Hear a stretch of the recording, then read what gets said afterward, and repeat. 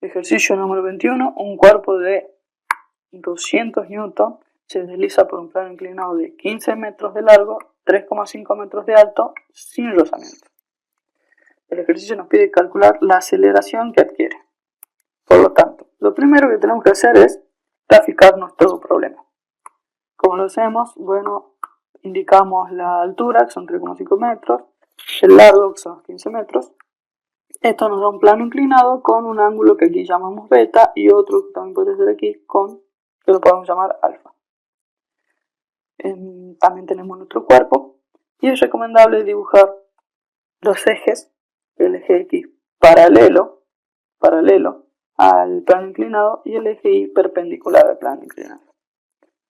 También vemos que está aplicada la fuerza peso en nuestro gráfico. Es muy útil utilizar el diagrama del cuerpo libre para poder concentrarnos en la aceleración que sufre el cuerpo o las fuerzas aplicadas en él. Entonces, aquí nos vamos a concentrar en la aceleración. ¿Por qué? Porque es lo que nos pide el ejercicio.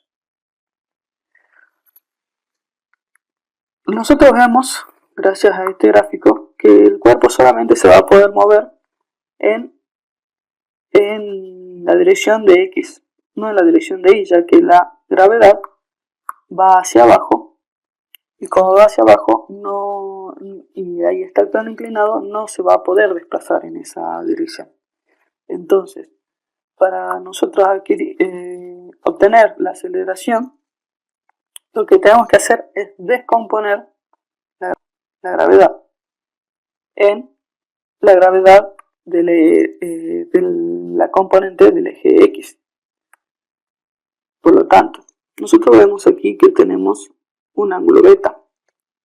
Y este ángulo de aquí es el mismo que este ángulo beta. O sea que ese ángulo es beta. Por lo tanto, lo primero que tenemos que obtener es el valor de beta. Para poder obtener la componente A sub X. Por lo tanto, si nosotros tenemos por trigonometría que la tangente de un ángulo, lo llamemos beta, es igual al cateto opuesto sobre el cateto adyacente, si reemplazamos, vemos que el cateto opuesto es 15 metros y el cateto adyacente son los 3,5 metros de alto. Cateto adyacente, cateto opuesto al ángulo. Ok, reemplazamos los valores. La tangente del ángulo beta va a ser igual a 15 metros sobre 35 metros.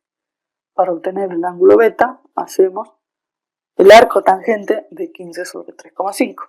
Esto nos da un valor de 36,87 grados.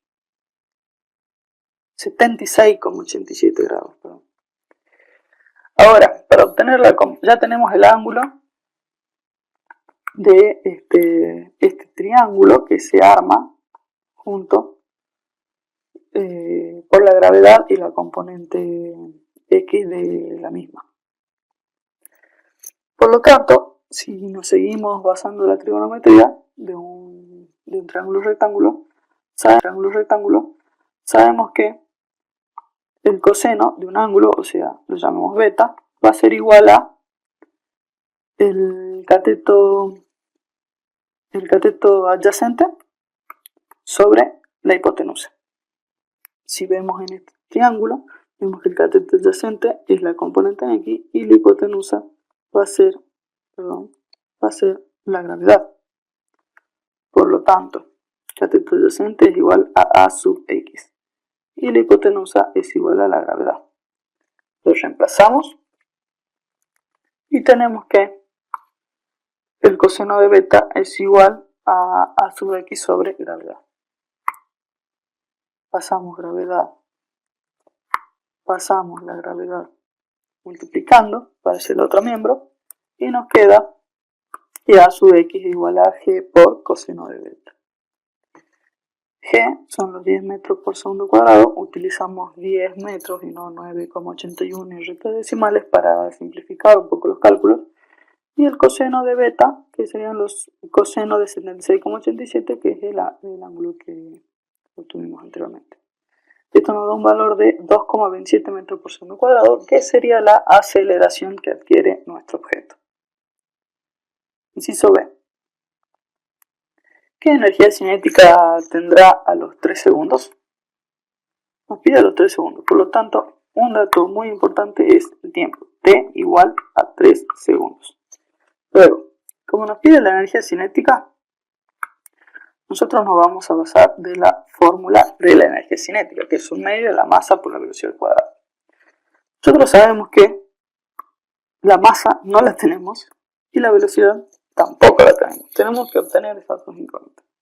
Primero, ¿cómo la podemos obtener? Bueno, nos conviene apoyarnos en la fórmula del movimiento rectilíneo uniforme acelerado, que es esta: velocidad final es igual a velocidad inicial más la aceleración por el tiempo. Entonces, la velocidad final es lo que nosotros buscamos, que sería esto, es igual a 0 metros por segundo, que sería la velocidad inicial, ya que el cuerpo parte del reposo, más la aceleración, que son los 2,27 metros por segundo, que es lo que encontramos del inciso anterior, por los 3 segundos que nos da el ejercicio. Esto nos da un valor de 6,81 metros por segundo. Entonces esa es la velocidad que va a tener a los 3 segundos. Ya tenemos nuestra primera incógnita. Ahora nos falta la masa, sería la segunda. Nosotros sabemos que el peso es la fuerza que se aplica en un cuerpo por la acción de la gravedad. Entonces, también sabemos que el peso es igual a la masa del cuerpo por la gravedad.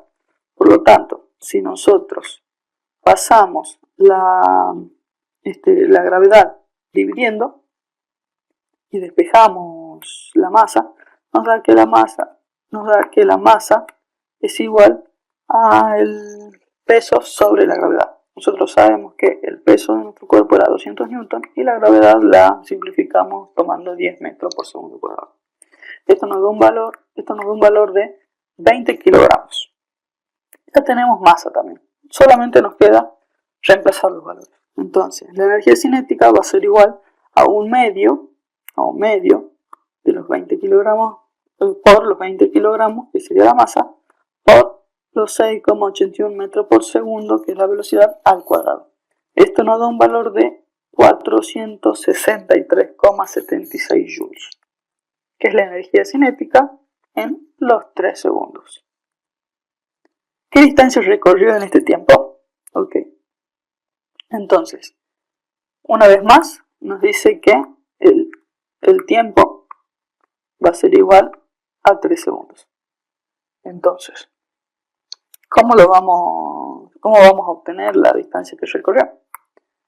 Nuevamente nos basamos en el movimiento rectilíneo uniforme acelerado, pero esta vez con la fórmula de la distancia recorrida, que es esta: x final igual a x inicial, o sea, la posición inicial, por la velocidad inicial por el tiempo, más un medio de la aceleración por el tiempo al cuadrado. Reemplazamos. X inicial es 0 metros, ya que inicia en el punto 0. La velocidad inicial es 0 metros por segundo. ¿Por qué? Porque parte del reposo, que es lo que hicimos anteriormente aquí. 0 metros. Por los 3 segundos, igual, cualquier número multiplicado por 0 da 0, así que estos dos términos, se anularían, no se los escribiría, porque sería 0 más 0, más un medio por 2,27 metros por segundo cuadrado, que es la aceleración que obtuvimos en el primer inciso, por los 3 segundos, que es lo que nos pide el tiempo que nos pide el inciso. Entonces nos queda reemplazar, como dije, los primeros dos términos se eliminan, ya que es 0 más 0, y nos queda que la posición final va a ser igual a un medio por los 2,27 metros por segundo al cuadrado, que es la aceleración, por los 3 segundos, que aquí me faltó escribir, los 3 segundos al cuadrado. Esto, si lo calculamos, nos da un valor de XF igual a 10,21 metros. Con eso finalizaríamos el ejercicio.